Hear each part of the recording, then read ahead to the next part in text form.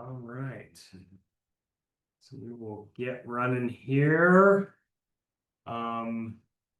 This first things first are introductions. Thank you all for coming this evening to a deed restriction information session, as we're calling them, to talk about the county's deed restriction program and process of reversion, as we're calling it, to any deed restriction options that are available to you. I'm Jared Biggs. I'm the Deputy County Manager. With me, Maura Boylan, the county attorney. Nancy Willis, paralegal. and we have, Commissioners, Ann and Lance. and if you don't know, they sit, and we'll talk about this in just a moment, both as the Board of County Commissioners and as the Board of the San Miguel County Housing Authority. And so they are the ones that direct policy. We try to implement that policy, and that's what we'll be talking about a bit this evening. So without further ado, we will get rolling. If I can get this slideshow to work. So just a bit of an agenda for this evening's discussion. Just a brief discussion about the differences between the San Miguel County Housing Authority versus the San Miguel Regional Housing Authority. And they're two different roles. The purpose of the deed restrictions within the county, how properties become deed restricted to begin with, types of deed restrictions that exist, a little bit of a history of the county's deed restriction program. Then we start to get into a little bit more of the current events. The county's recent deed restriction legal questions that we have asked and been answered, which kind of prompted us into a lot of these conversations.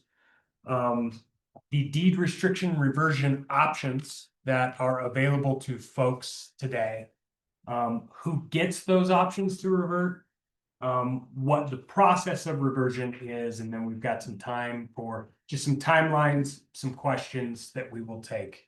And so we hope that that is clear.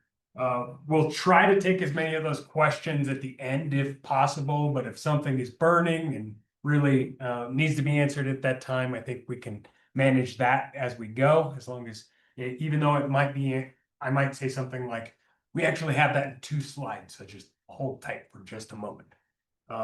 Additionally, because each one of these scenarios, each deed restriction, each property can be very different from one another. We don't really want to be trying to take questions about individual deed restrictions. And so we'll try to shy away. We're trying to give big general guidance, and we are more than willing to have more in-depth conversation via email, phone call, other things like that. And as just a reminder, some of this gets into the legal realm, and we cannot give legal advice to folks. And so, an answer to a question might be, oof, that's a good one, and I think that you're going to have an attorney answer that. So just to kind of set the scene, are there any questions about agenda so far? If not, we will get rolling. So just a really brief overview of the San Miguel County Housing Authority versus the San Miguel Regional Housing Authority. These are interrelated agencies. We work very closely together. Some of us are on the boards of both, so on and so forth, but they are different agencies, so to speak. So the San Miguel County Housing Authority is made up of the 3 county commissioners as the board of this agency. And they establish the program rules, hear appeals, and set the direction for the program in general for the deed restricted housing in the county. And just to put a fine point on that, when we talk about the deed restricted housing in the county, we are talking about those homes in unincorporated county. We know that there are deed restricted programs in the town of Telluride, in the town of Mountain Village as well. And we are not talking about those 2 programs. They have different deed restrictions. They have different program guidelines. So just to be clear, we are talking about the program that exists within the unincorporated county. So on the other side of the coin, San Miguel Regional Housing Authority, SMRHA as we know it, is the regional housing authority and is effectively the administrative arm to manage, implement, develop, and do much of the work around the program that is set up by the county housing authority. It also, SMRHA also runs the town of Telluride program as well. So they do kind of both county and town. But again, in this sense, they're really considering what's happening in the county's program and how we're moving that forward. And Pam Schifrin is here with SMRHA, the executive director of SMRHA, and she's been a critical piece of our team as we've moved this ahead. So big idea, big picture, what the deed restriction purpose, and this comes directly from our land use code section 5-1305. This has been in existence, this language, at least since that 1991 kind of original land use code deed restriction was implemented by the county. And I'll kind of read the cogent parts here.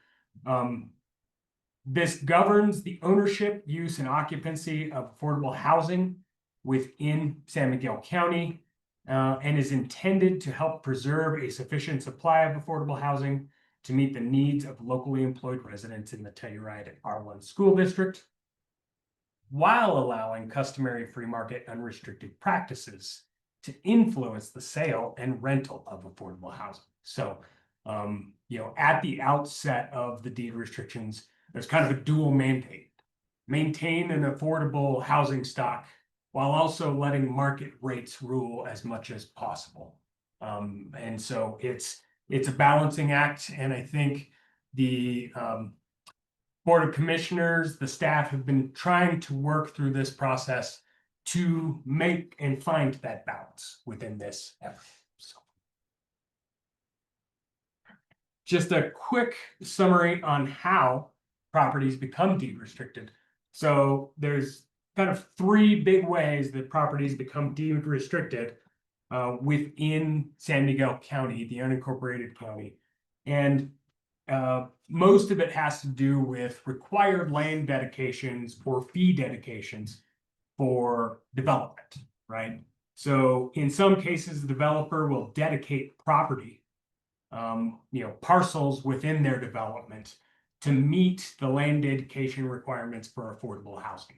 They deed that over to the county housing authority, and then the county housing authority works to develop that into affordable housing. Another way that it happens are some developers go ahead and build units themselves and will deed restrict those units to meet their requirements and kind of put that into the county's portfolio of deed restricted units within the county. And the third way is that developers will contribute to an employee housing mitigation fee. And those fees are collected kind of in lieu of dedication or construction. And those monies are used to help develop and build affordable housing, deed restricted housing within the county's portfolio. So those are kind of three different ways that deed restricted properties come to fruition. And admittedly, a lot of that happened in the 90s and on through the 2000s. We've had a few units here and there over the last 10 or 15 years, and we're working on 3 big projects now to try and just keep moving this ball up the hill. So the types of deed restrictions, and here we're starting to get into some of those differences between how these systems work. So there are generally 3 types of deed restrictions that exist within the unincorporated county. The first one, and the one a lot of folks may know, is the land use code. And this is the longest standing deed restriction type. As I mentioned previously, it originated in the 1991 county land use code when we created sections 1304, 1304, and 1305 to govern deed restrictions within the county. And those land use code deed restrictions take effect when the property record is recorded that includes that restriction section. And we'll talk a little bit more about the importance of that as we keep moving forward. So the next type of deed restriction is generally called the covenant, but it, for full terms, it's the amended and restated deed restriction and covenant. We generally just call it the covenant. And the covenant is a contractual type of deed restriction where instead of relying on the land use code documents that exist at the county, it's actually a contract that's filed that is signed by both the county and the owner of a piece of property that spells out what the restriction entails. It takes effect when both parties sign for that and is recorded with the property record of any piece of these pieces of property. The third type, and we talk about it a little less in this context, but we wanted to point out that it exists, are called special covenants. And these are deed restrictions for particular projects that have happened within the county that we either got federal dollars for or had some other reason to add extra strings to these deed restrictions. And so these special covenants are made in a way where they don't change. They're usually tied to a particular development. And a couple of examples of this are the most recent project that was completed in the county's Pinion Park in Norwood. And that has a special covenant because there were both state and I think federal resources that were used. And so there were special rules that went into that covenant. I think Rio Vista 2 is another example up in Lawson Hill, where I believe it had federal funding. And because of that federal funding, we can't change that deed restriction in the same way. And it has a few different strings that get attached. So that's kind of just a primer on the three types of deed restrictions that exist. And here's a summary of what is in the county's portfolio, so to speak, for those deed restrictions. So you can see in total, we have 349 properties that are deed restricted within the unincorporated county. The properties, there's 110 on a land use code deed restriction. There are 117 on a covenant deed restriction, the big general covenant deed restriction. And then there are another 122 that are on a special covenant of some sort. And so that just gives you a little context as to the landscape of the different deed restrictions that we are talking about today. And we'll talk a little bit more about those nuances as we keep moving ahead. Just as a quick note to add that last little asterisk there, this is inclusive of built and unbuilt lots within the county as well. So that some of these have not been constructed yet, but are under a deed restriction because they've been recorded against the property. So,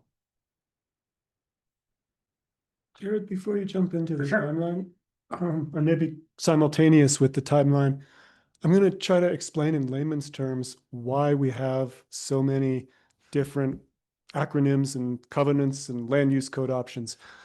San Miguel County in 1991 was relatively ahead of its time. I think only Pitkin County, the town of Aspen, really had a deed restriction program going. And we were figuring things out as we went. And the first thing that we needed to do was figure out the rules. And then the second thing we needed to do was figure out where to put them. And the only document that the county really had was this giant land use code that is full of information about if you want to open a mine or forestry or where the zones are for commercial buildings or residential buildings or agricultural land. And that document can change. And the commissioners have the responsibility to let that document reflect the times and the needs of the community. And so when we put the deed restriction definitions, especially what it means to be a qualified employee, whether or not you could own a deed restricted house in the land use code, we assumed that it would also be subject to flux, to change, because it's in the land use code and that document can shift over time and has, and will continue to. So eventually, in about 2010, people said, wait a minute, I don't like the idea of having a deed restriction that could change on me, even if it's been promised that it would only be less restrictive and to my advantage. And that's when people like Jenny Gordon started working on creating a covenant, which sounds like the arc of a promise, but it's really just a contract between two parties that can't change unless both parties agree. And that made a lot of sense because all of a sudden, those people that were on the land use code and were a little bit worried that some crazy 3 commissioners could get together and do something wacko and ruin their property values, suddenly had a promise, a contract that was not changeable. And so that made a lot of sense for a while. Then we get to Jared's timeline. I think another reason though, that you mentioned earlier that today, that the covenant was developed is because the land use code didn't sort of anticipate all of the different situations we might find ourselves in. So the covenant also sought to kind of clarify some more specifics about the deed restrictions that had not been included in the land use code. So it's just more clear and also, as Lance said, something that wouldn't change. Thanks, Ann. You spread my memory. Here's an example of a big difference that changed in our culture, in our society, since the original land use code document. In 1991, there was no internet. And so our definition of an employee was pretty easy because everybody was here and everybody was working in a restaurant or on the ski hill or teaching yoga or whatever they were doing for money right here in the R1 school district. Then as the internet was developed, suddenly it was possible to work remotely. And examples of that might be a day trader or a code writer or somebody who has a job but doesn't need to be at Silicon Valley, for example, to make that money. And the intent of the land use code, as Jared said, was to provide housing for people working in the R1 school district. And so we had to change the land use code to fit this new reality that had not intruded, but popped up, the internet. And so we did. And some people have a different version of the land use code because it kept morphing to fit current needs and current community realities. Does that help, Ann? Yeah, Okay. yeah. So with that in mind, you'll note Commissioner Waring mentioned this timeline of change, of flux, right? And just to put a finer point on it, we start our journey with this land use code effort really in 1991 with the original adoption of the deed restriction within the land use code. And there are some pretty, there were changes to that land use code almost immediately. If you talk to folks like Jenny or Lance or anybody who was around at that point in time, they'll say, yeah, it's because we did something and then we figured out the banks wouldn't actually lend on it. So we had to change something 3 months later, right? And so I think I counted them off. And between 1991 and 2001, there were 14 changes to the land use code for different purposes. And this led to a lot of confusion as to what applies to me, what doesn't apply to me. There were provisions, and I put them in here, that less restrictive amendments automatically can apply from the land use code. But there was a provision within that land use code that said more restrictive amendments cannot apply unless owner's consent is provided, right? So that language was in there, and that language was removed in 2001. So there were 14 kind of changes to this code over the 1990s into 2001. And then the county pulled that language out and said, the more restrictive thing we're taking out. And that also, I think, just led to concern, confusion, and kind of led a lot of the concern and development where the development of covenant needed to happen. Because that's uncertainty, and everybody wanted to work to get to a better level of certainty at that point as well. So ultimately, you can see in 2010, the first covenant was created. And, that wasn't a perfect document, but it was a pretty big effort. And it was pretty darn good for a lot of folks. But it did not agree with a couple neighborhoods' declarations as well. So that's why the covenant continued to be amended over time as well. And we got to the 2016 version, which we generally recognize to be the cleanest version. It's the most acceptable to most of the HOAs or the neighborhoods that have deed restricted properties within them. And is also the least restrictive covenant to date. It basically is the covenant that best reflects the intention and the actual language in the land use code, but it's in a covenant version as opposed to the land use code. So there were amendments to those covenants, and that's where we start to get into this modern time, right? Where in 2023, there was an amendment to the covenant that was adopted by the board that spelled out a few significant changes, right? It increased the required work hours from 1,032 to 1,200, right? And it had some other conforming amendments throughout that made things a little more restrictive. And so that is the available covenant. If somebody comes in and wants to buy a deed restricted property today, and they say, what deed restriction do I get, right? Now we say what the previous owner was on or the 2023 covenant, you select, right? You make that choice. But we'll talk about how that has not always been the case necessarily.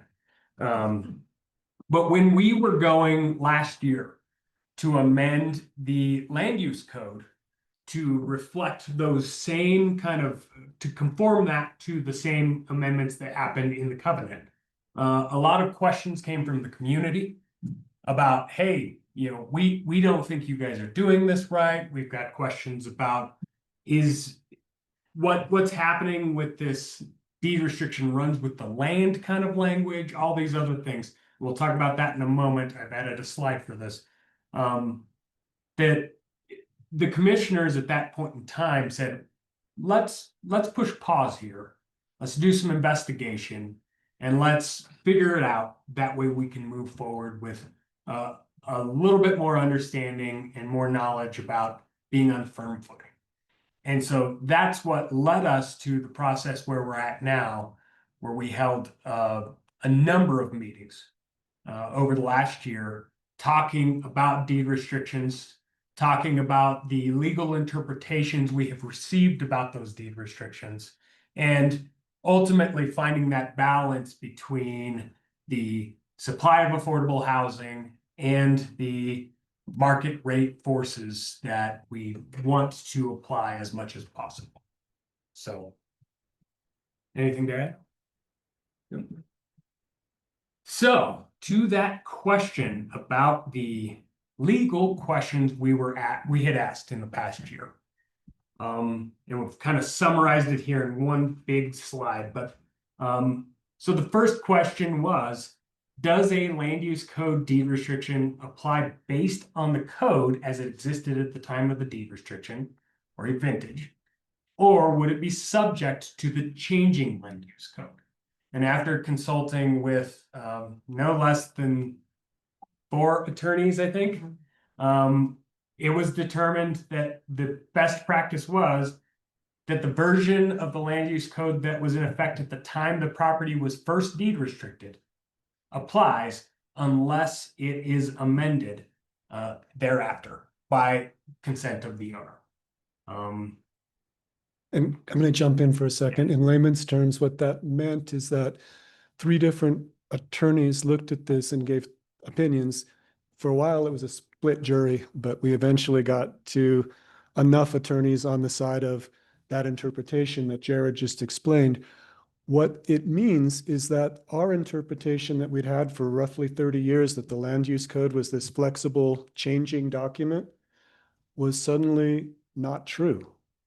And that in the case of private property, we couldn't apply the concept of a flexible land use code, that on the deed, it had to be certain. And that's a huge shift. And so with that new knowledge, we didn't panic, but we certainly thought, oh man, we've got some reparations to make. We got to figure this out, and we need to make it as right as we can, but we also can't go so far as to just throw our hands up, because the original deed restriction, the 1991, 1992, is written in such a way that you could interpret it that as long as somebody in your family works some in San Miguel County, could be 10 hours a week slinging coffee, that you could qualify to purchase. And our fear for the board was that if we just said, well, this is really complicated, let's make it simple, let's just everybody back to the beginning, keep it clean, that we would open up the door to folks with six-figure incomes coming from anywhere else in the nation that could work remotely. And as long as someone in their family could pick up a side job here in town, that the next wave of buyers, we're kind of the lucky ones, we're in our houses. Ann and I both live in deed restricted housing, but we would open up the market to folks that make huge amounts more than most of us. And it would pretty much crater the entire concept of affordable housing for workers that work in San Miguel County. So we were getting pressure as a board to go that route from some folks. We were getting pressure from other folks and from my conscience, and I think Ann's very much as well, not to do that. And the plan that Jared's about to outline is how we ended up trying to meet in the middle, give some ground, make it feel as fair as we could, but not open up the gates and kind of ruin 30, 40 years of effort to try to build a community here of working folks. I hope that foundation sets Jared up for his next question and the rest of the slides. So the second legal question that we posed to this team of attorneys was, does a deed restriction, land use code or covenant, run with the land regardless of the transfer of property? And the answer to that is yes. They run with the land and bind both the original parties and any successors or assigns. So again, as I mentioned previously, now we are taking the tack that when somebody qualifies to own a property and they find that property, they are asked, do you want what the previous owner had, or do you want that new version, right? We want to make sure that those options are clear and known, and that one of those options is selected moving forward. That way we are clear what will be moving ahead with that piece of property into the future. And finally, for ownership qualification, would a new buyer be required to sign a new covenant, or do they have an option? And again, I've already said, the answer is no. They can elect to go to the previous owner's deed restriction that runs with the land, unless it is elected to do otherwise. So those were, as Lance mentioned, some pretty significant shifts in our program understanding. And we worked really hard over the last year to try and make sense of that, not only for ourselves, but how that impacts our deed restricted community. So, anything to add more? Okay. So that's what has led us to what we're calling an option to revert. So we had a few meetings. Ginny made most of them. As did many other people. But we considered it in the fall of 24 was the initial meeting.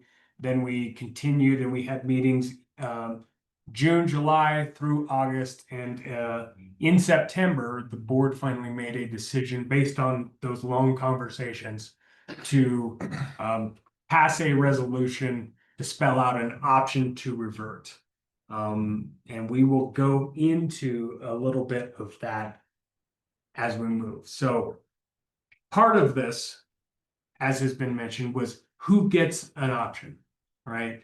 And so this kind of spells out, the board passed that resolution 2025-23, which is available, and I'll be showing you places to go look all this up a little later. And based on that resolution, there are really three groups who will receive or have received, as of last week, an option to revert to a different deed restriction. So the first group, and this group is kind of the newer owners, so to speak. So owners of property that purchased, sold, or transferred between June 1st, 2020 through 2022 through September 3rd, 2025. And so this is a 3-year window, as we call it, and we're calling this group 1. And I'll explain a couple things of why 3-year window. So the 3-year window was determined based on a few different factors. First, it covers the whole period of the newest covenant that had been drafted and adopted by the Board of Commissioners. So to give you a sense of it, every person who has signed the 2023 covenant gets an option to revert to a different covenant if they would like. Additionally, this covers the last compliance time frame, and the last compliance time frame was one of the more, I guess, rigorous compliance time frames that has happened in recent time. And as a result, you can imagine, we've heard a number of complaints and questions and concerns about that rigorous compliance time frame. And so that was another thing that weighed on the decision to make this 3-year time frame. And the last item was really that it is also the period of statute of limitations on property transactions. So it covers those folks who, based on that 3 years, could have a legal case for some sort of injury based on these deed restrictions. So those are really the 3 factors that were considered in determining this group number 1 and why they are going to receive a certain offer. And we'll talk about the offers on the next slide. Group number 2 are the owners of property on any version of the covenant who purchased or transferred prior to that June 1st, 2022 deadline. So we have the 3-year window, group 1. Then we have all those folks on a covenant deed restriction from that 2010 version all the way up to June 1st of 2022. So that is group 2. And the last group are owners on a land use code deed restriction. Generally, we're calling them group 3. And so we'll talk right now about what options exist for those folks. So group 1, you see them up here in this blue color. So those who transferred since June 1st of 2022, they receive 3 different options. Their first option, and everyone's first option, is to continue on their current deed restriction. If it ain't broke, don't fix it. You can keep doing exactly what you've been doing. The second option is to revert to the restriction of the previous owner. And that includes if the previous owner was on a previous version of the covenant, or if that previous owner was on the land use code. And then the last option is kind of a one-time option to go back to, we're revising the 2016 covenant and offering that as an option to move to the 2016 version of the covenant if that is preferred. So those are the 3 options on the table for that group 1. And we'll talk about the letter that we sent a little later. So now we go on to group 2 in this kind of purplish color here. And those are the folks who are on a covenant but that property transferred before June 1st, 2022. Again, first option is stay exactly on what they're on today. The second is to revert to the covenant restriction of the previous owner. And I use that word specifically, the covenant restriction. And I have the asterisk here. If the previous deed restriction was the land use code, reversion to that land use code is not available. And that was the needle that the commissioners were threading to try and balance the program a little bit, as they mentioned. And I can speak to that because that was probably the point that took up the most time, conversation and debate. Was why wouldn't we just let all those folks on the covenant go back to the land use code? We actually have no obligation to have those folks outside the 3-year statute of limitations go back to anything because of the statute of limitations, but we didn't feel it was fair to let some people revert and others not revert. I was a very strong advocate for not letting people in that purple column there go back to the land use code because I feel like the land use code is imperfect. It was fine at the time, but as Lance explained, it didn't allow for kind of today's circumstances of someone being able to, yes, work here in the county, but make their living from other sources, particularly other sources that are really lucrative, right? If you have somebody coding or for a company in Silicon Valley or trading stocks for somebody on Wall Street, they're going to be making a lot more money than people who earn their living here in Telluride. And so it really would distort the market.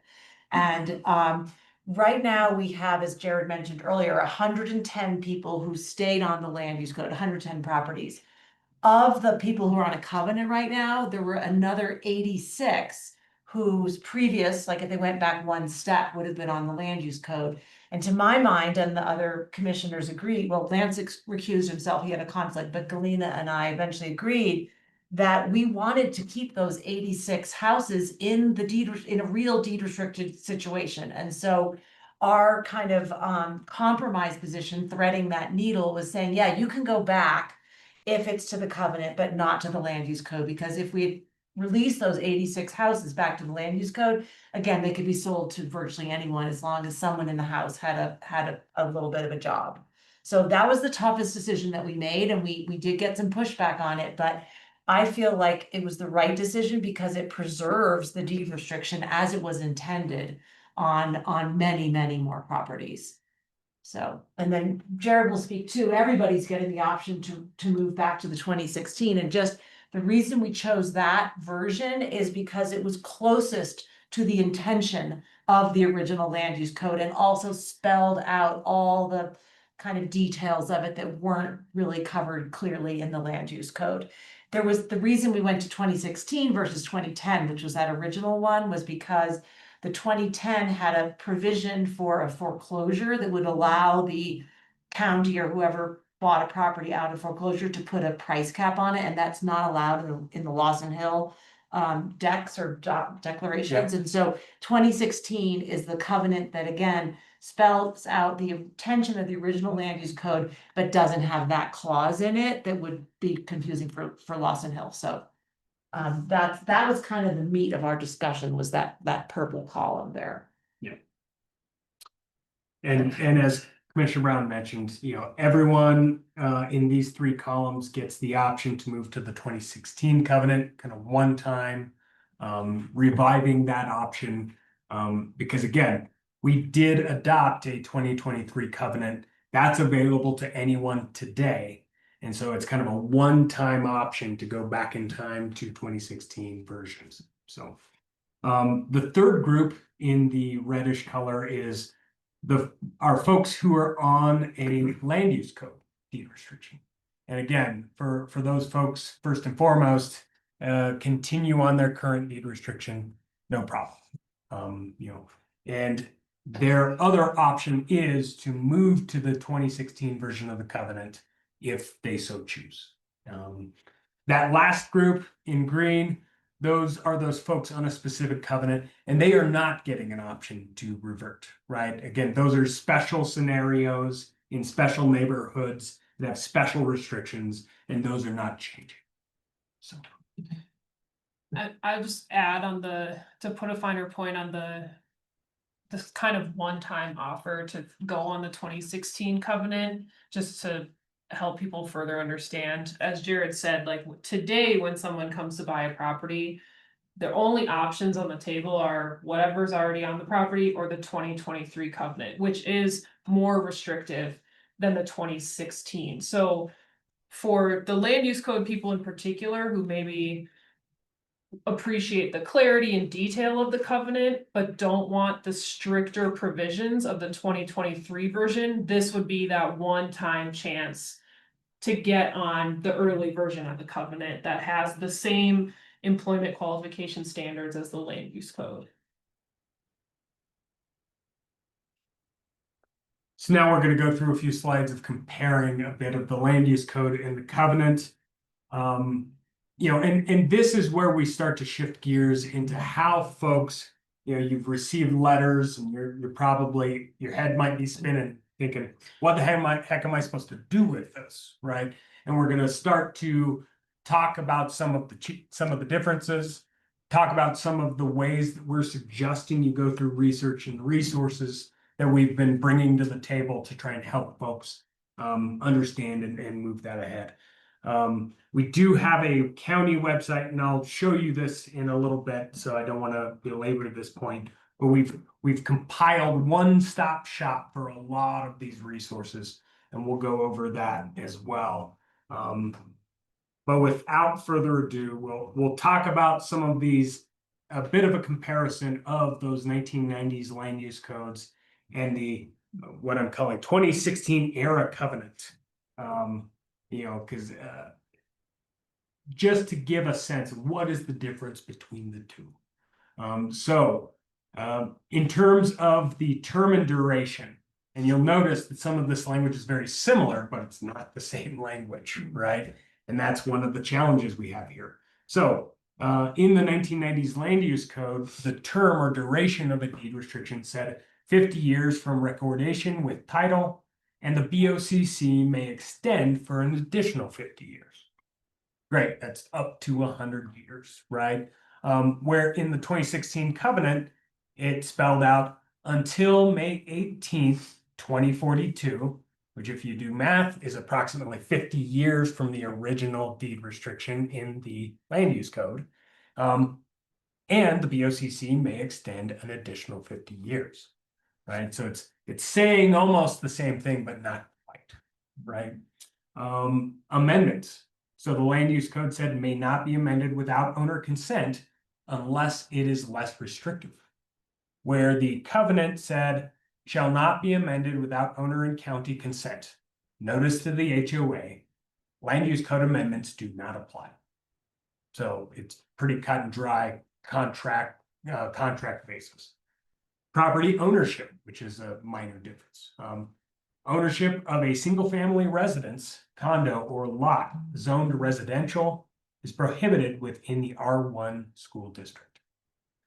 Where the covenant says owner, occupant, spouse, dependents may not own more than 10% interest in a residential property in the R1 school district. Again, small, but for some folks, meaningful differences, right? The next items are the definition of an employee. And Commissioner Waring already kind of hit this a little bit. The 90s land use code said earns a living primarily in R1 through 30 hours a week average for at least 8 months a year. And a senior is over 60 years old and employed in the R1 school district for at least 5 years. And that means 5 of the previous years they've qualified as an employee, right? Where the covenant, again, sought clarity and a little bit more detail and says, has a primary residence in a 4-year county region for 8 of the 12 months prior, earned qualifying income for 1,032 hours in at least 12 months prior, and is currently earning income in the district. And the household non-qualifying income does not exceed the qualifying income. And this is just for the initial qualification, not the continuing qualification needs. And then retired or disabled and alternative standards were spelled out within that covenant more specifically than was in the land use code. So you see some of these differences start to become meaningful.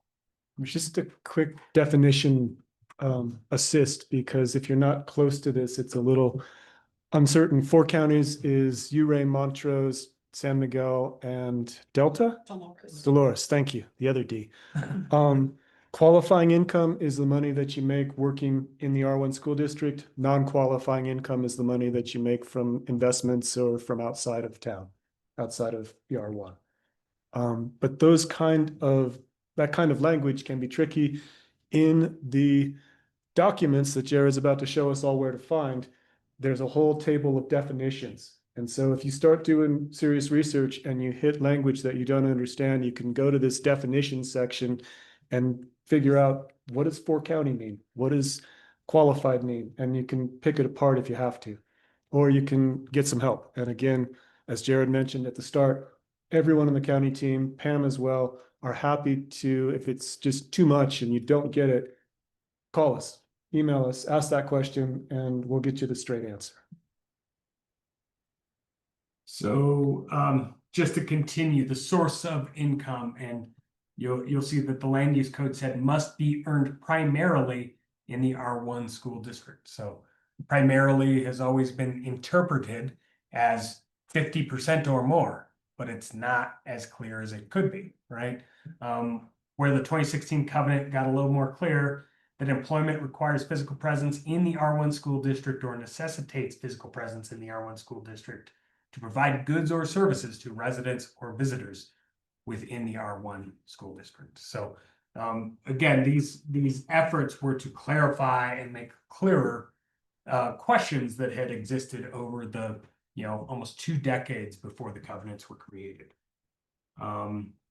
Rental. So in the land use code, a rental, somebody who's qualifying for a rental, they must meet the definition of an employee, certification of eligibility, and there are no rental term restrictions. Whereas in the covenant, it said a tenant must earn qualifying income for at least 30 hours a week on average, and a rental must be 30 plus days, right? So it created a minimum threshold for rental terms. The sale transfer fee that goes to the county to help fund all of these activities was 1% for both of these. So that is no significant difference. And then failure to qualify. So if you fall out of qualification standards, in the land use code, it said you must vacate a rental, if it's a rental situation, within 60 days. And if it's an owner situation, must list owned property for sale within 1 year with limits on the pricing of that. Whereas the covenant spells out that you have an opportunity to cure within 1 year. And if you no longer qualify and you own, you must list for sale after 1 year with limits on that pricing as well. So you see how, they may sound incredibly similar, but there are small shades of gray here that we want everyone who's doing their research to kind of draw themselves to and make sure it fits their understanding as they move ahead. And something Lance clarified this morning that I thought was helpful is that phrase limits on pricing. That doesn't mean there's a price cap on any of our properties. It just means that if you're no longer in compliance and you have to sell your property, there's a schedule of reductions you need to make in that price. So you can't just say, oh, I listed it for $3 million and nobody bought it. Well, that's not going to fly. If you're out of compliance, you're going to have to lower it according to a schedule laid out in the deed restriction. And that schedule starts at the appraised price. And if it doesn't sell in X amount of time, say 6 months, it drops, 3% in some of the charts and 5% in some of the other charts. And this is where you get into the very minor differences over the years. But the concept is that eventually it keeps dropping until somebody bites, and you may not get all the money that you got back. But going back to the very beginning, what Jared said about the free market, while we're all accustomed to appreciation in Telluride, markets rise and fall. And we've had a few really difficult meetings as commissioners with folks who have said, I would really like an extension so that I can keep trying to sell my house at this high price because no one's bought it yet. And we've said, well, gosh, that's unfortunate, but it's not really something we can fix. You maybe bought at the peak of the market, or you have some interest rates that have changed on you, and the market's different, and we can't necessarily guarantee that everybody's going to win the real estate ownership game. So there's been a couple possibilities where people have had a loss. And that's just something that we all accept as homeowners in return for the relative security of owning a place and having a roof over our heads. I wanted to add another option, which is that whenever you're trying to make rules for a bunch of different people, you can't. And so everybody's got a different life, and everybody's life unfolds with different opportunities. Oftentimes, you start out working kind of service level jobs, and over time, you gain skills or get a master's degree or something happens, and you have an opportunity to work more outside of the community, but you are a valued member of the community. And that is a tricky place. And there's a process to discuss that. If you don't qualify, but you want to explain why, you come before the San Miguel Housing Authority, i.e. the commissioners, and you explain what's changed. And we try to figure out the most fair and the best way to work with your life change, but also keep the housing program intact. An example that really struck me was a woman came and said, look, I've lived in my unit for 8 years, but I really want to go to med school.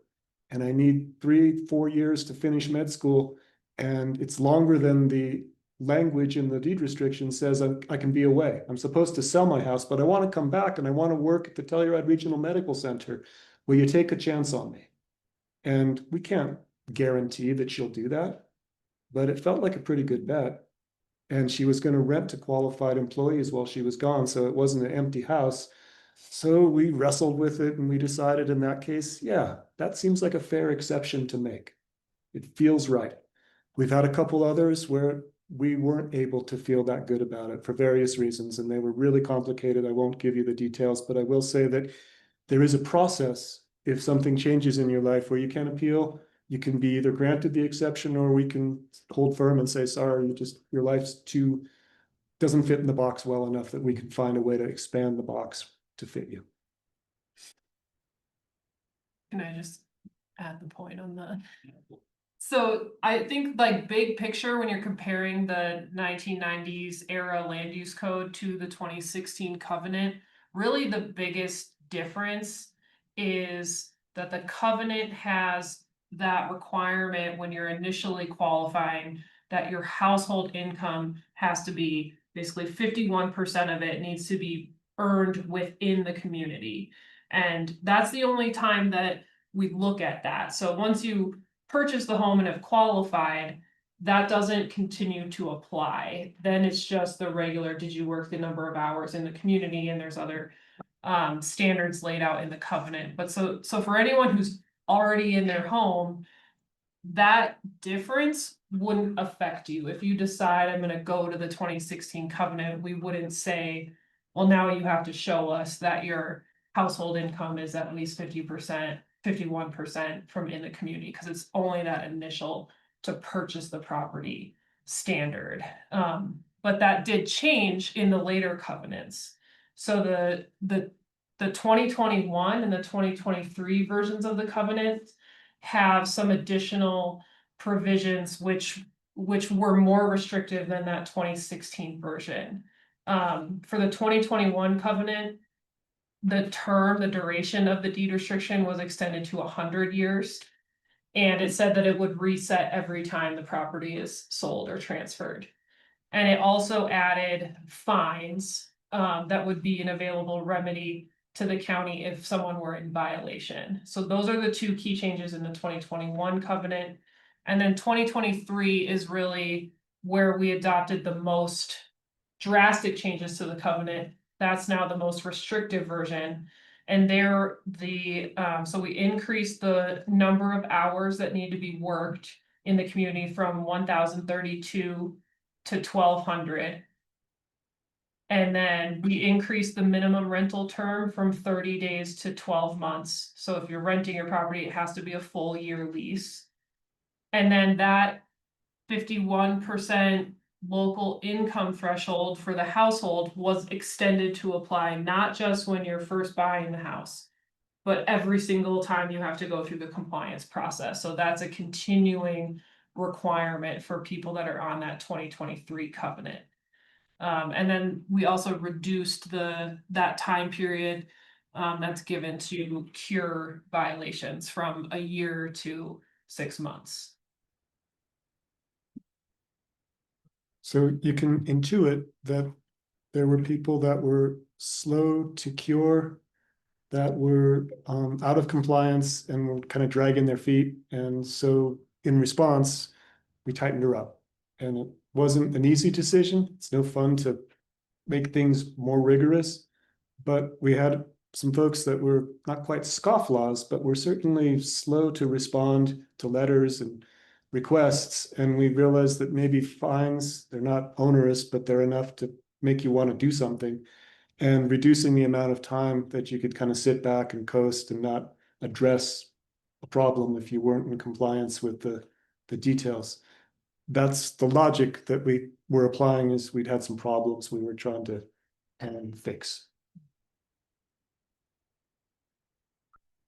So now we'll talk a little bit about how this process is going to work, right? And so, first thing was that owners were sent letters and emails to your email that is on file with SMRHA. And just to be clear, we sent to the primary owner within. So if there is a joint tenancy, you may have only gotten one email. So if somebody's like, oh, I didn't get an email, check with your partner to make sure that they didn't get that email, right? But we sent those on October 24th.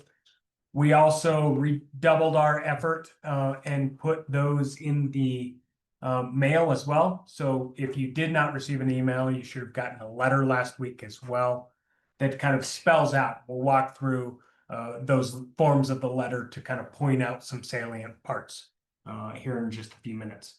But with those being sent out on October 24th, that now starts a 90-day cycle of consideration of your options and notice to the county if you want to change your deed restriction to something. As we receive those notices, we've been communicating with owners already, and we're going to continue that. And we are taking those who want to revert and batching those with our housing authority attorney. And so those owners will end up getting a packet of information to terminate the current deed restriction with one document, and then to reinstate the new deed restriction in another. Those documents will need to be signed, and they do need to be attested by a notary. And so once those are signed and notarized, they can be sent back to the county, or you can come to the county offices and get those signed and notarized with us. We have a couple notaries on staff as well. SMRHA office has a notary on staff as well. And most local banks have one. So it's really going to be at the discretion of the owner who's made that election to get those signed and get those to us in some way, shape, or form. You'll have 30 days after you receive those documents to get those signed and returned. So Jared, does that mean that if you waited till the last minute, you could contact the county on January 21st and you'd get your documents a few days after, and then you'd have another 30 days to execute those documents? Correct. You would have till mid-February if you waited as long as you possibly could. And we would be checking in on you and we hope we don't have a lot of folks to be checking in on it. Don't do it that way. So, so now we're going to go into kind of some suggested research and resources that we've made available. And so the steps that we are encouraging folks to take, and some of this is informed by the questions we've already received. We've already gotten, maybe a couple dozen questions and responses. Some are folks who are like, oh, I know exactly what I want and do this. Other folks are kind of like, what the heck is this? And we are starting at that. And these are the reasons we wanted to have this session. We're recording it. It will be posted to our website as well as we move ahead. But kind of that first step is to read that letter fully, because there are some pretty significant details within that letter about the property, about your deed restriction as we know it, and about your options. And again, I'll go through a few of those because I have the form letters, and we'll talk about where to go looking in those letters for that information. But that's first things first. We took a little bit of time to prep those letters, admittedly, but we did that with a lot of intention to make sure the information was available. And thanks to Nancy, Maura, and the rest of the team, because that was quite a bit of work to get those things sussed out to know. The second item that we suggest is to read your current deed restriction. And we've developed a couple of tools to help with that as well. SMRHA has a great new portal for an owner portal where you can log in, and I'll show you this, and review your current documents without having to go into the clerk and recorder's title search or anything like that. And so I'll show that, even though the title search at the clerk and recorder is still available for you as well, if you like, right? Then we would suggest reviewing the different versions of the land use code and covenants, depending on what offers on the table. And I'll show you the website where we have housed all of that information. And then hopefully everything's clear as a bell, and you're able to send us that email to our housing@sanmiguelcountyco.gov email, and we will go and push forward on that reversion process if you like. For some folks, they're saying, I'm good where I'm at. And we're like, thanks for letting us know. You don't have to let us know. You can just let the 90 days time out, and then we'll just leave you right where you're at. But we do appreciate if you do let us know. That way we can just kind of check that box and move you out our list. As mentioned, and this is a little bit of retread, October 24th is when the letters were originally sent. That gives us till through the day of the 22nd to give us your notice that you want to revert. And then just for that part, we will be going through the continuing qualification, also known as compliance, after that, right? So the county is not going to go through a continuing qualification process that we usually do every 2 years until we finish this effort. And it should be happening around February, soon thereafter. So. I just have one thing. For sure. This is in the letter, but we didn't have it on the slide. I think another important piece for everyone to consider is check with your lender if you are thinking about changing deed restrictions. They might want to be made aware of that or have something to say about it. So just to put that on your radar, you want to check with your lender if you do have an active mortgage. So with that, I'm going to go walk through some of these other resources and answer some questions as we move ahead. So let me kind of step out of this window. And so the first stop we have, I hope it's coming up here. We have made a website on the San Miguel County webpage.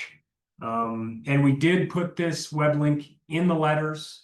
It's on this presentation, and it can be found if you simply search San Miguel County CHA deed restrictions, County Housing Authority deed restrictions. And so I just want to show folks some of the resources that underlie this. So first, there are the deed restriction presentations.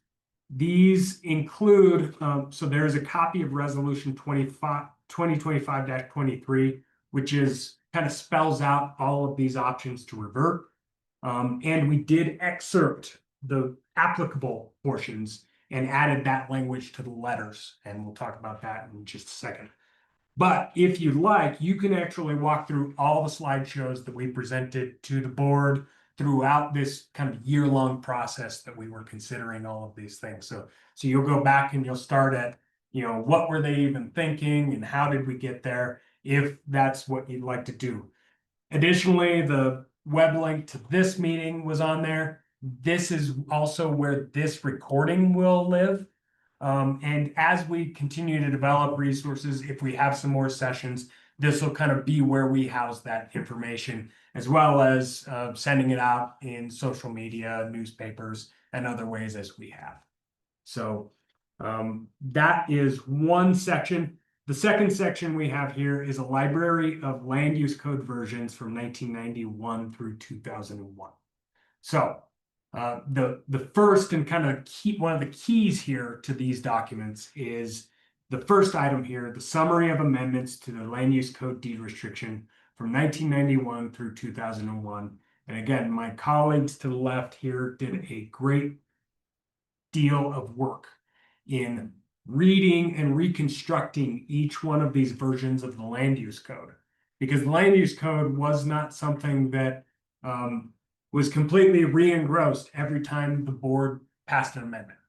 They just said, here's your base, and here's the amendment, and here's the amendment, and here's the amendment, right? And so what this team did was they made every amendment into its own version. That way you can read the whole thing as you move along.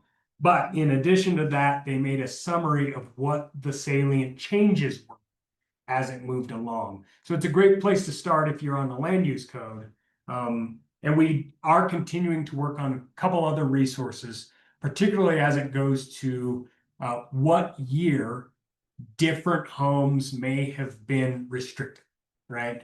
Because for some, taking Lawson Hill as an example, there were a number of different filings of the plats throughout that. And so we may know that filing 1 and 2 happened in 1992, but then, filing 3, 4, and 5 happened in 1994, and filing 6, 7, and 8 happened in 1997, so on and so forth. So depending on when your property fell into a filing would govern when your land use code applies, right? So thus a little bit of the confusion that led us towards maybe we should just make a contractual arrangement with a covenant, right? But we're working on those resources. So if you are in a land use code, here's a great place to start, and there's a little bit more on the way as well. One of the things I've heard you working on, team, is a map of, say, Lawson Hill based on filing, and then a immediate link to whatever land use code that works. And it is going to be easier, I think, than trying to find the date in your document, because you can find your house on the map better. So there'll be eventually, hopefully soon, this, what were you calling it this morning? You had a great word for that kind of. I think I called it a map, but I did not actually think it would be a physical map. But Okay. Heather. We had in mind was a table that lists all the lots, Oh. the date they were deed restricted. Okay, that'll work too, if you know your lot. But it- More accurate than. Yeah. Well, but if we Various- do, I will see, we have a really great GIS person who might be able to make short work of this. But I just made that harder. Yeah. Okay. Let's do it the cleanest and simplest way. the clean, simple way, and we'll see if we can append other tools as well. Can make a few other notes on the Yeah. land use code. So if you look at the summary document, so we talked about how the land use code does change over time, and there was that provision that said it cannot be changed without owner consent unless it's less restrictive. So in that summary, we have, after each change, identified whether it was more restrictive, less restrictive, or neutral in terms of how it affects your property rights. So you can see in there, as you look through the changes, the ones that are less restrictive, those could be applied to you, but the more restrictive ones would not if they were adopted after the date that your property was deed restricted. Yeah, there's an example there. Yeah, so you can see here how at the end of this provision from resolution 91-34, it was neutral, neutral, and neutral. So, or in 1991, resolution 46, it was less restrictive, and less restrictive. So again, it's a way to kind of try and read through the, kind of, so I have this from 1991 plus all the things that say less restrictive, right? As it moves ahead. And then a question we got this morning, which was a good one, is say you bought your property in 2008 and you're wondering, why do we only have the land use code up to 2001? And that's because all of the properties that we're talking about were deed restricted within this time period. So even though you may have purchased your property after 2001, that version of the land use code wouldn't be the one that applies. It's the one that existed when the property was first deed restricted. And 2001 is what captures what were the most significant changes to the land use code. And after that, we had much fewer changes than we did in that first 10-year period, where you can see we had quite a few changes. Like 14. Yeah. And to that point, to Maura's point, if you're an owner and you said, hey, I bought in 2005, what restriction am I on? You can kind of start to think about that map of the timeline, right? There was no covenant available to you in 2005 or 6 or 7 or 8 or 9, right? It wasn't until 2010 you could even go to a covenant. So you can kind of start to map yourself out. I bought in 2008, right? You're gonna be on a land use code if you have not made a change since that time, right? And so those kind of things will start to kind of come together as you conduct a little bit of research. So Sorry, which Yeah. would be the gun on the question period. And this has to do with just what you're talking about. Leo, if you could step up to that microphone, the folks on the Zoom can hear you too. Yeah, I bought my, purchased my parcel in 2000. If I was, I am not now, but if I was on the LUC, that would be subject to the 1991 LUC, or when I bought it. Neither.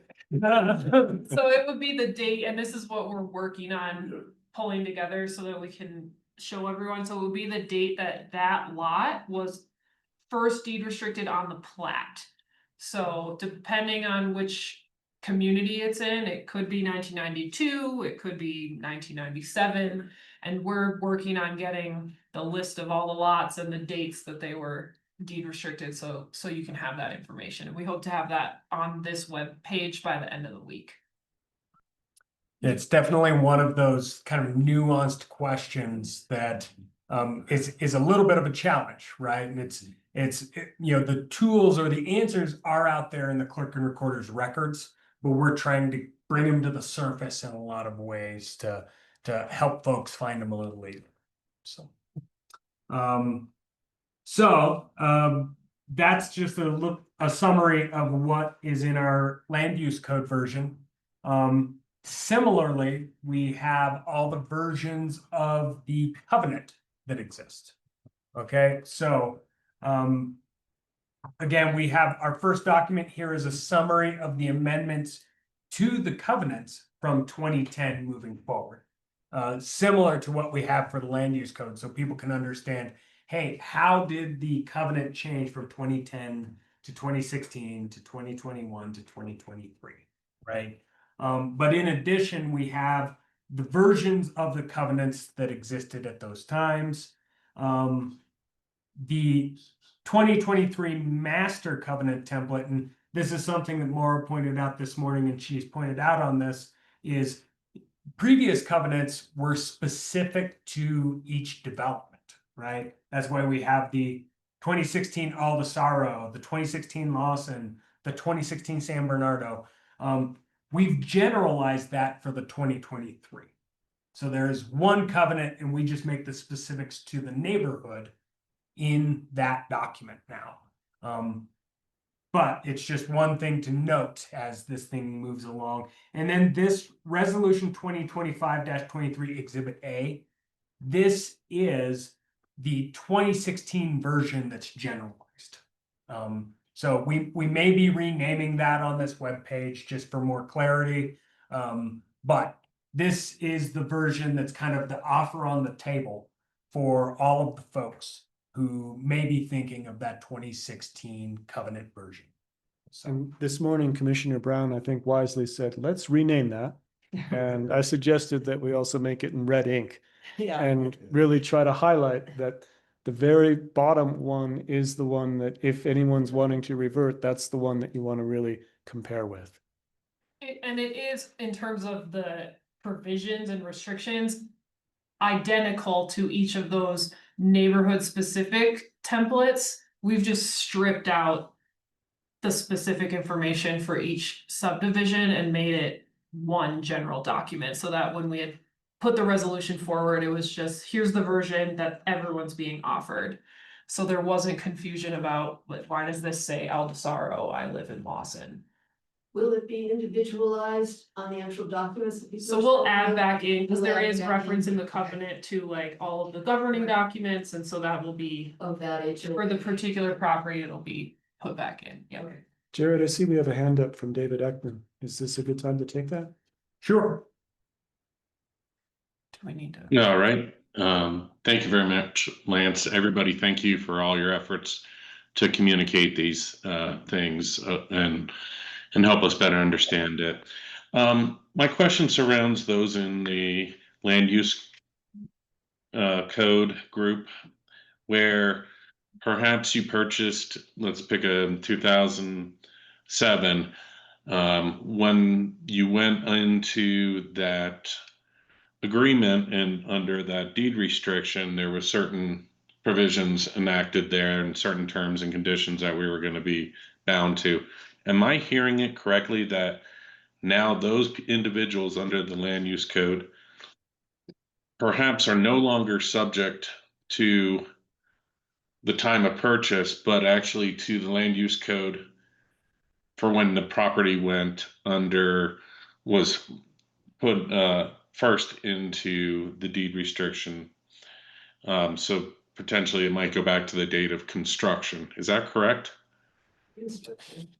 That's correct, with one caveat that if you signed something specific when you purchased that in some way amended what was otherwise in the land use code, that those more specific provisions would apply if you signed that document. That would be the only way that you would be subject to something other than the land use code that first applied to the property. But every time somebody purchased a property, they were pushed through the San Miguel Regional Housing Authority to get qualified, and then they were forced or compelled to sign that that version of the LUC that was in effect at the time of purchase, right? No, it shouldn't. Mm. It would be based on the version that existed at the time, and part of why I think the question you're asking is sort of rooted in that what we talked about was a misunderstanding or misinterpretation of that land use code changing over time, and we've now concluded that's not the case. So it wouldn't be whatever was in effect at the time you purchased your property.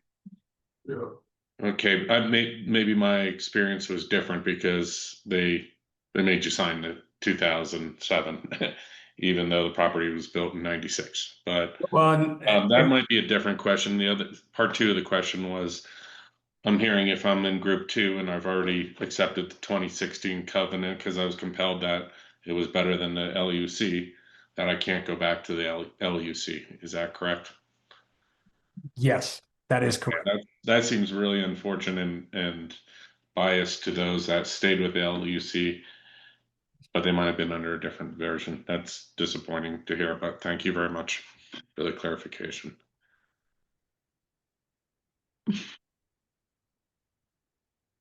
All right, so that again is kind of a summary of a lot of the resources we have on the webpage, but I did want to show everybody a couple more things that we've pulled together. And again, a lot of this I give credit to Pam Schifrin with SMRHA. She has instituted an owner portal for owners within the county. And again, this owner portal, if you don't have a login, you may have gotten an email to your primary login or your primary email address to sign up for this thing. And it was not spam, as much spam as we get on any given day. But it will lead you to this owner portal. And I just wanted to show folks briefly, this is the page you will get to. You'll have a username and a password. You'll be given a temp password by Pam and SMRHA. You can log in, and then once you log in, you can go look and read the documents that exist for you. So you can go into the document repository, list records, and we did a test account for the county. The county owns 508 Society Drive, and so that has been dropped in here, and I can read the deed and the deed restriction that applies to that property today. So again, we're trying to make it a little easier for folks rather than going and looking into the records at the clerk and recorder's office. You can just go in here and see what your existing deed restriction reads as, right? So that is one tool. And then I wanted to quickly go over the 3 letters, right? So 3 letters went to the 3 different groups as we discussed. This is the letter for the owners within 3 years. And you can see what we worked on with these letters is to have that specific information for different property owners. Obviously, name, address, email, that kind of information.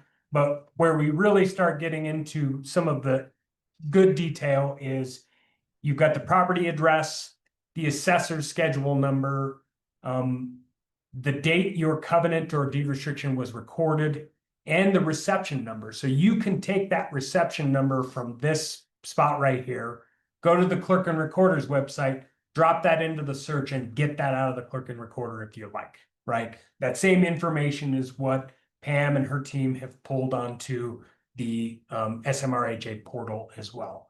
So that's on page 1 of that letter. But as we keep going, there's some additional information. In italics, this is the applicable section of the resolution that was passed that kind of spells out the options that are provided to you. And below that on page 2, you can see it spells the year of your current covenant. Again, that document that's been recorded, it tells us what year that is applicable to, and then the year of the covenant or deed restriction that the previous owner was on. So this is kind of a key to tell you, if you've got an option, what it was for the previous owner, right? And then the last page is, again, just a lot of information about where to look at resources, how to email us your preference, and how to move ahead with some deadlines and other things like that. So that is letter 1. And again, those are kind of the areas of the letter where you can go key in on some of those finer points that are important. Similarly, the letter, this is the second letter, group 2, those on a covenant outside of the 3-year time period, right? Again, we've got the reception number. You can go look up at the clerk and recorder's office, should be the same as what Pam has on her website. Those resources, the options available to you, and this is where it spells out to Mr. Ekman's point, that owners may revert to the version of a deed restriction that previously applied to the property at the time of owner's purchase, only if it is another version of the covenant, right? So that is does not allow to go back to the land use code deed restriction. It tells you the year of the covenant, and we didn't quite have all the information pulled together prior to sending the letters to also give what the previous owners was. But if you can't find that, we do have some resources now. Please just send us an email, give us a call, and we'll help to dig that out for you. So, and finally, the third letter, group 3, those are the folks who are currently on the land use code. Again, it kind of spells out those sections of the land use code that apply. And then really just spells out, you can go to the 2016 covenant, as we've been discussing all evening, if you want to change your deed restriction. So again, not quite as much information, but there aren't as many options on the table, so to speak. So with that, I would just open it for any other questions or comments. So. Yeah. Jenny, could you come to the microphone too, please? It's just so much more fun for the folks on Zoom. Otherwise, they hear the mutter and the murmur, but they don't know what you're saying, and it might be really useful. So.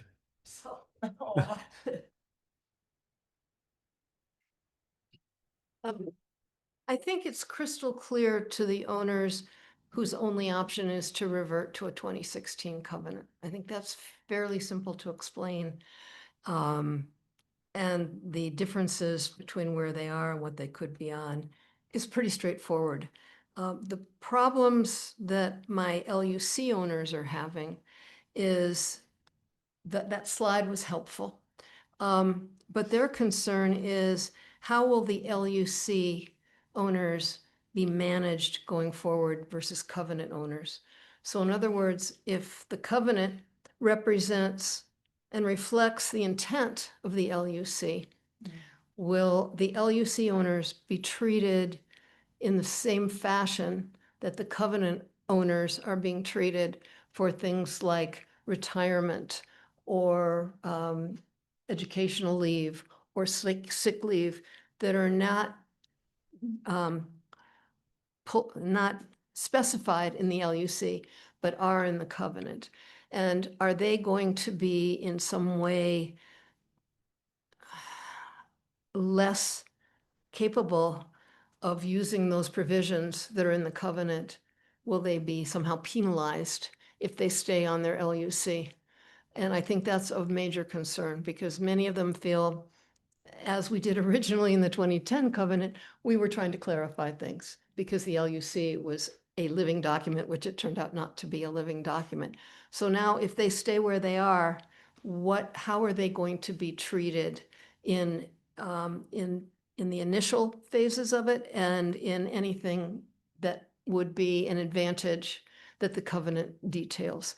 And in that same vein, when you get into the 2026 compliance checks, are the compliance checks going to be handled differently for LUC, for people under a 2016 covenant, for people under a obviously 23 covenant?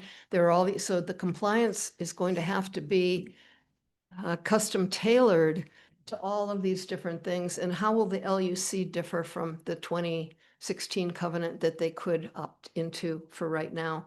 And I think that's the big concern that I can't even help them answer, because I don't think it's really been considered.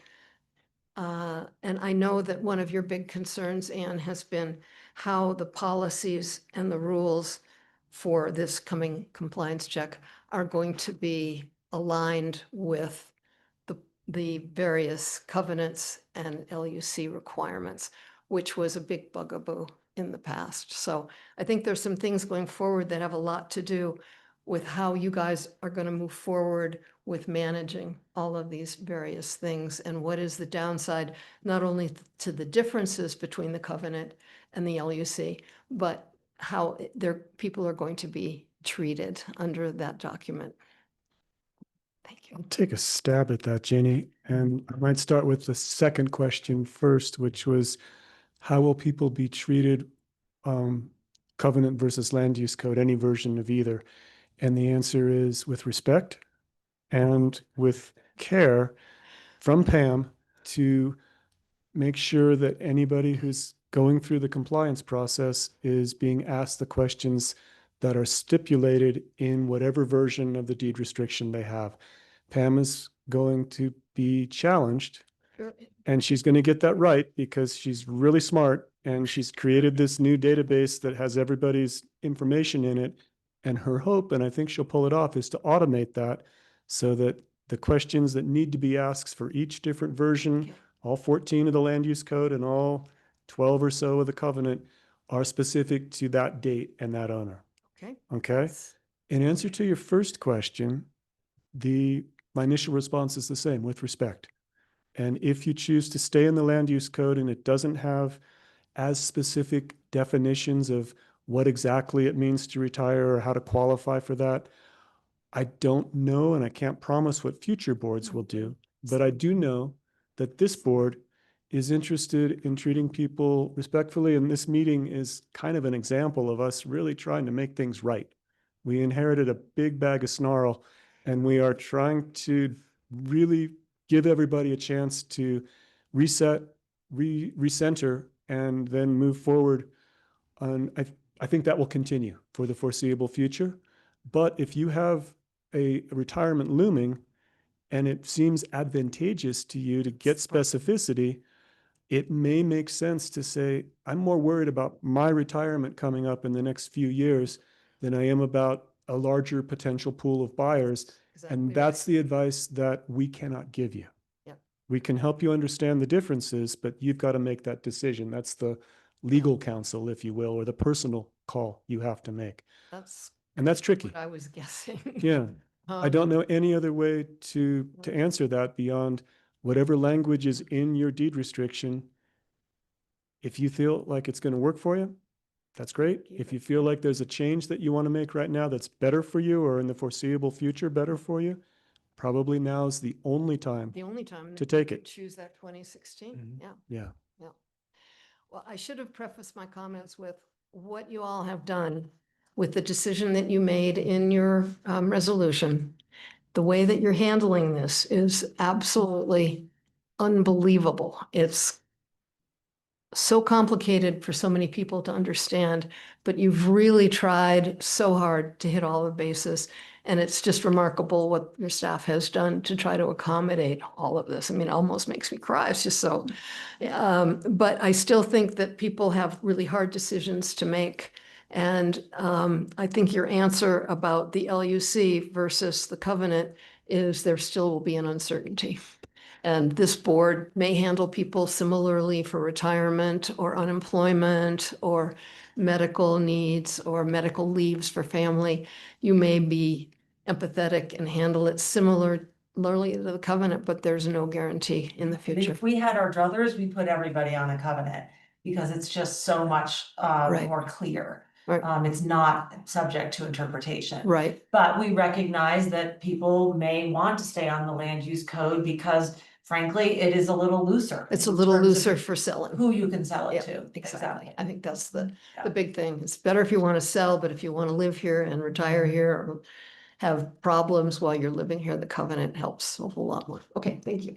Thank you, Ginny. And I would only add, I think, the direction that the board has given staff is to treat people, as well as we can, listen to areas of concern. Take those seriously, resolve them where we have the ability to resolve them. And where we agree to disagree, it's not because we dislike anybody, because this is adversarial in any way, but we're gonna have that bridge we have to cross where a covenant owner disagrees with our interpretation or a land use code owner disagrees with our interpretation. And ultimately, that may need to go to the board to make that determination and that final call. And we can't say exactly what the resolution of that will be, but we do know that we take that incredibly seriously and we will continue doing so. Could I ask something? Yeah. Yeah, come on up. Very good. Let me see if I can deliver this question clearly. Getting back to the definitions of what options are for group 1 and group 2. Please correct me if I'm wrong, but group 1 had the ability to go back to the previous owner. Say for instance, and this is people that bought after 2022, and this is tie in with a 3-year statute of limitations. They say the they wanted to go back and to the previous owner, which was on the LUC. They had that ability. Group 2, however, does not have that ability, and is that strictly due to the 3-year statute of limitations?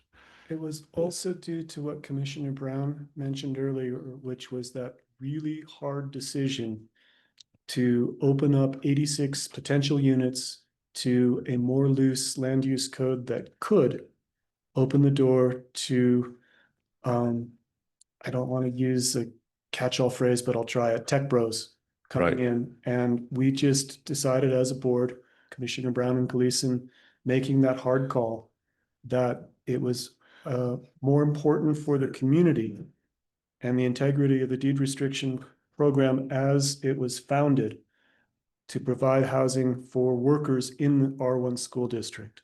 And we wrestled with that very question, Leo. You've put your finger on the rub. Yeah. We wrestled with that for 8 months. So may I just, and I'm sorry, I'm ill-educated on this, other than starting today at about three You're asking the right question. 3:30 Yeah. this afternoon. So group 1 has as many people as group 2 does, Yeah. almost. So No. how did you? No, okay. It's so the group 1 is Yeah. approximately 33 households.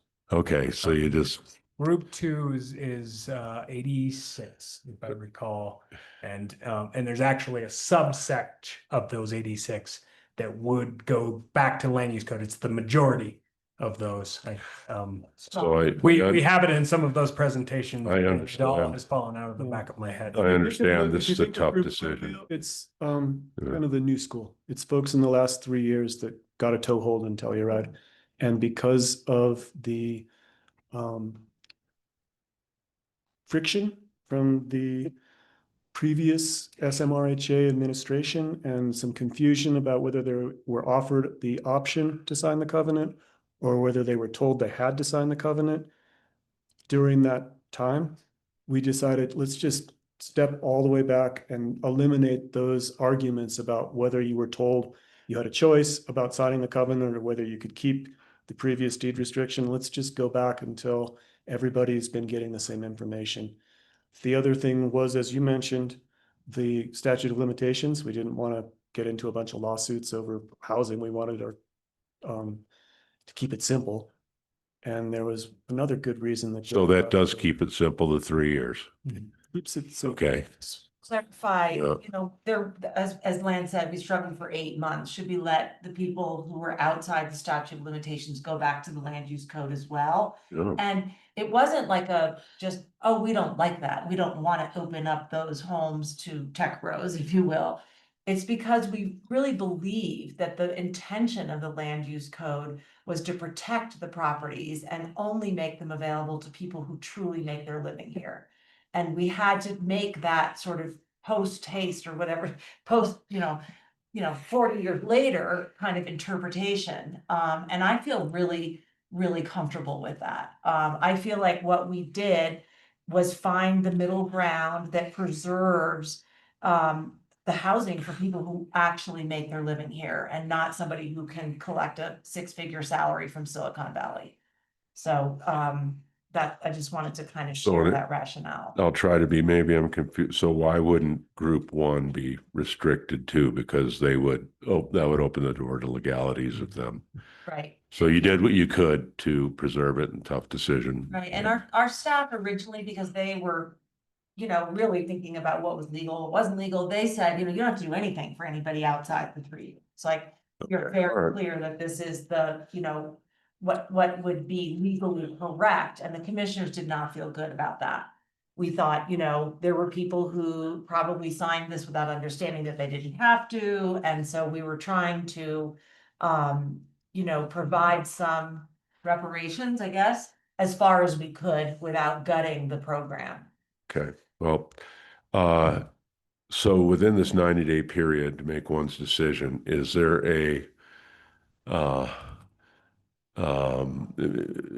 I suppose one could do as they wish, but an exception process or something? But as far as the possibility of other options other than staying on the 2016 or anyway, I'll, We had not anticipated that there would be exceptions, Yeah. but as Lance mentioned earlier, it's something that we would hear, is that correct? It, yeah, Leo, if this, after doing your research and getting all the questions answered, if you feel like something's not right, you can come talk to us about it. Yep. But I'm pretty confident that the 8 months worth of discussion beforehand probably had your objection raised and that we Right. probably worked through it. Yeah, Can't guarantee it. Yeah. Month. It was a long haul. very good. We decided to relook at all this and consider a reversion, and it was September of this year that we finally, passed the resolution. So it's been 15 months of hashing out the various scenarios. Yeah, I And- understand. And what I Thank was you just for your gonna efforts. suggest is if you have some idea, right? Please share it, right? We're happy to discuss. Yeah. And we can tell you if it's something that we have kind of noodled over the last, 8 to 15 months, or if it's not. If it is some particularly unique scenario that we have not thought of, I don't want to pretend that situation doesn't exist. Yeah. Got Because it. there have been twists and turns in this whole process that we've all been working forward to. And again, I think it's our commitment that we can maybe not see eye to eye, and that's okay. And you'll make your case, we'll make ours, and we'll figure out how we move ahead. So- Very good. Thank you very much. And I was just gonna add that not everyone in group one has the option to go to the land use code. I think it was only about 15, 17, something like that would, to go back to the prior owner, would be the land use code. Some of those properties went from covenant to covenant, so that was the number of properties that were up for that going all the way back.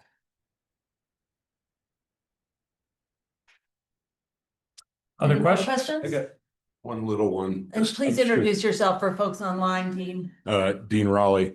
Can we move to a more restrictive covenant if we like the purpose of preserving more than considering resale value? I'm not sure anybody would ever want to do it. Anyone to come onto the 2023 covenant anytime they want to. Okay. They choose to do so. Okay, cool. And I think that if you are on the land use code and you wanted to go to the 2016, right? Again, it's just clarity Yeah. and with a lot of similarities.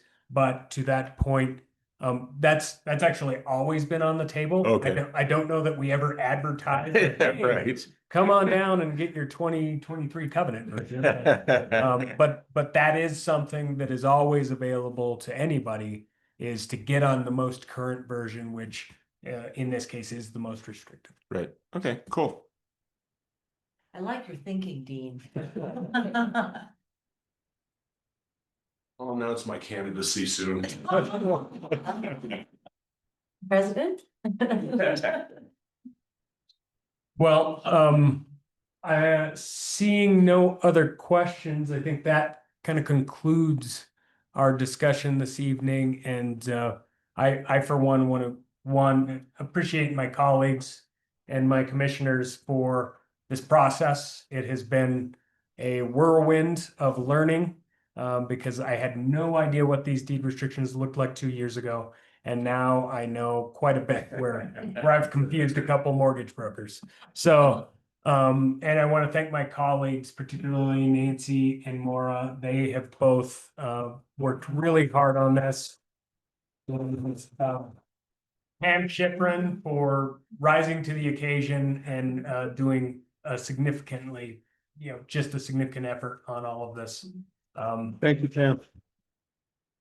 And so I thank you all for coming. I'm sure we will have more conversations as questions continue to arise, and really do appreciate you all informing yourselves, and hopefully we'll be getting your letters or your preferences or your elections not to do anything if that's how it comes. So. What are your solutions, Lou? Get home safe, everybody. Yes.